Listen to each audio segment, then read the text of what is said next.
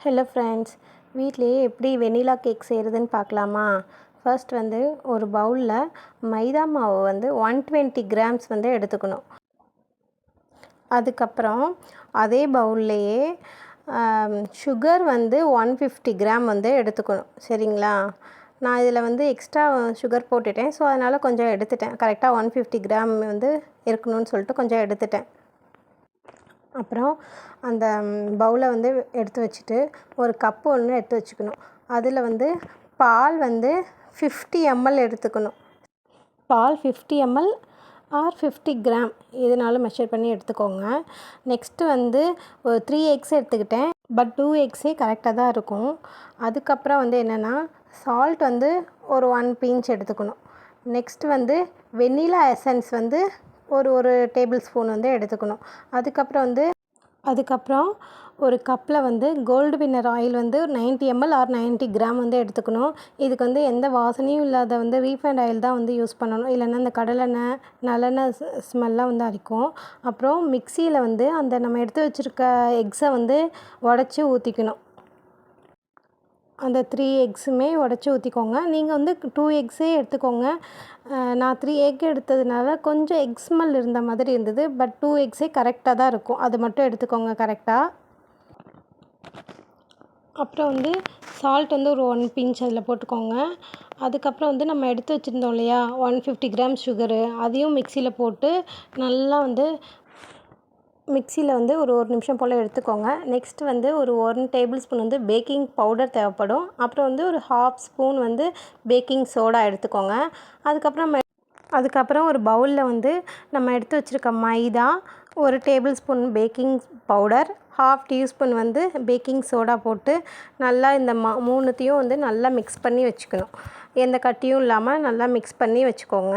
Mix பண்ணதுக்கப்புறம் நம்ம அந்த மிக்சியில் வந்து முட்டையும் சர்க்கரையும் சேர்த்து அரைச்சி வச்சுருக்கோம் இல்லைங்களா, அதை வந்து கொஞ்சம் வந்து இந்த மிக்ஸ் பண்ண மாவில் வந்து கொஞ்சம் போட்டு மிக்ஸ் பண்ணி இந்த எக்கும் சுகரும் போட்டு மிக்ஸ் பண்ணதை வந்து அந்த மாவில் போட்டு கொஞ்சம் நல்லா மிக்ஸ் பண்ணி வச்சுக்கோங்க. நல்லா அந்த மாவும் எக்கும் கொஞ்சம் நல்லா கலக்கிற மாதிரி மிக்ஸ் பண்ணி வச்சுட்டு நெக்ஸ்ட்டு வந்து என்ன பண்ணணுன்ட்டுனா நம்ம எடுத்து வச்சுருக்கோம் இல்லைங்களா எண்ணெய், அதை வந்து அந்த மிக்சியில் ஊற்றிடுங்க. மிக்சியில் ஊற்றிட்டு திரும்பி ஒரு வந்து 1 மினிட்டுக்கு வந்து நல்லா மிக்ஸ் பண்ணி வச்சுட்டு அதையும் இந்த பவுலில் வந்து ஊற்றிட்டு நல்லா மிக்ஸ் பண்ணுங்கள். எந்த வந்து அந்த கட்டி இல்லாமல் நல்லா ஸ்மூத் பேஸ்ட்டாக வந்து நல்லா மிக்ஸ் பண்ணிக்கிட்டே இருக்கணும்.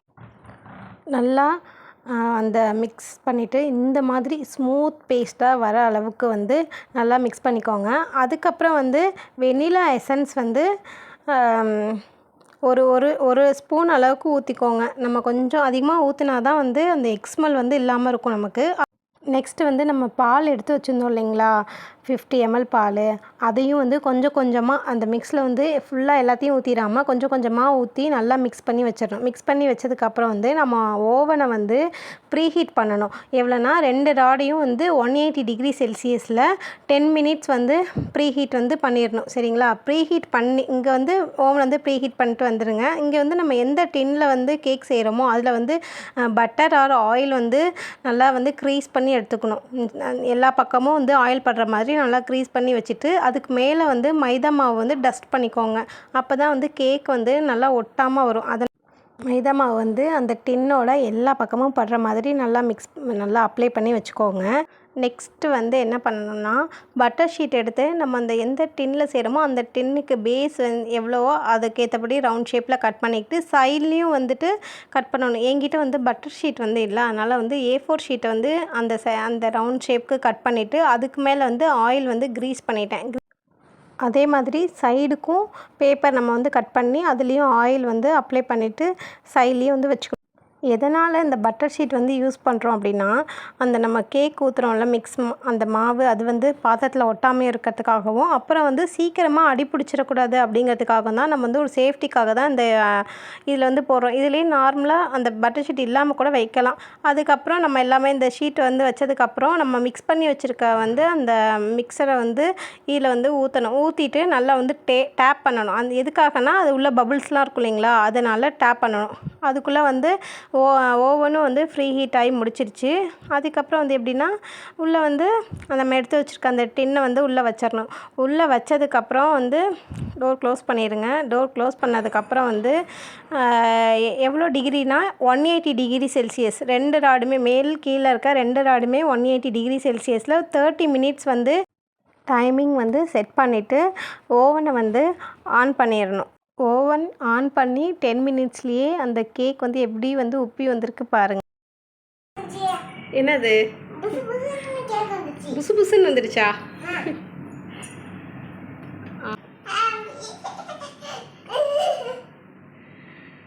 சரி, இந்த கேக் யாருக்கு? உனக்கா? ஓகே, பாய் சொல்லு.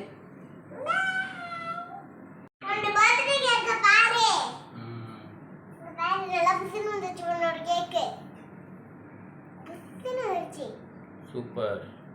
அவனும் 30 மினிட்ஸ் வந்து கம்ப்ளீட் ஆகி முடிச்சிருச்சு. அவன் வந்து ரொம்ப ஹீட்டாக இருக்கும். ஸோ நம்ம வந்து கேர்ஃபுல்லாக தான் அதில் இருக்க பவுலை வந்து நம்ம வந்து எடுக்கணும். அதுக்கப்புறம் வந்து எப்படின்னா கேக் ஃபுல்லாக கம்ப்ளீட் ஆகி முடித்தோடனே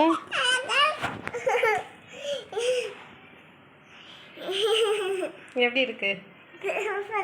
ஒரு கத்தி வச்சு உள்ளே விட்டு பார்க்கணும் ஃபுல்லாக கேக் வெந்துருச்சான்னு சொல்லிட்டு. 400 கிராம்ஸ் கேக் நமக்கு கிடச்சிருக்கு ஃபைனலாக. இப்போ பாருங்கள், கேக் வந்து கட் பண்ணும் போதே எவ்வளோ ஸ்பாஞ்ச் மாதிரி வந்திருக்குன்னு சொல்லிட்டு பாருங்கள். நம்ம வந்து கரெக்டாக அந்த மெஷர்மெண்ட்டில் வந்து கரெக்டாக பண்ணும்போது நமக்கு வந்து நல்லாவே கேக் வருது. எப்படி ஸ்பாஞ்ச் மாதிரி இருக்குது பாருங்கள். நான் மெஷர்மெண்ட்ஸ் எல்லாமே டிஸ்கிரிப்ஷனில் கொடுக்குறேன். நெக்ஸ்ட் டைம் வந்து ஓவன் இல்லாமல் எப்படி கேக் செய்யுதுன்னு பார்க்கலாம். Bye friends.